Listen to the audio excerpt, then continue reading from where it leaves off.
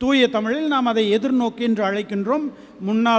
நம்முடைய முன்னாள் திருத்தந்தை பிரான்சிஸ் அவர்கள் தான் மறைவதற்கு முன்னதாக எதிர்நோக்கு ஏமாற்றம் தராது என்ற பொருளில் ஒரு நூலை வெளியிட்டார் என்று கூட நம் அனைவருக்கும் நினைவிருக்கலாம். ஆக எதிர்நோக்கின் சீடர் அன்னை மரியா. இந்த எதிர்நோக்கை விளக்கி சொல்லும் பொழுது இந்த எதிர்நோக்கு என்பது 4 பண்புகளை கொண்டதாக இருக்க வேண்டும்.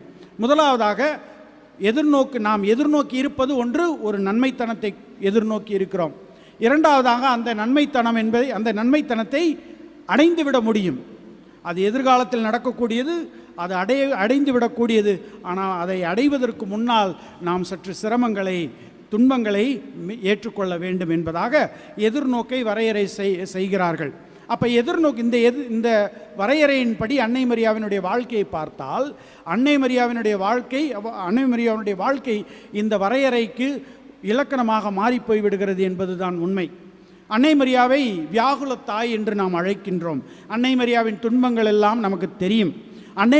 ஒருவேளை அன்னை மரியாள் எதிர்கொண்ட துன்பங்களை நாம் எதிர்கொண்டிருந்தால் நிச்சயமாக கடவுளுக்கு பிரமாணிக்கமாக இருந்திருப்போமா என்று சொன்னால் அது கேள்விக்குறிதான்.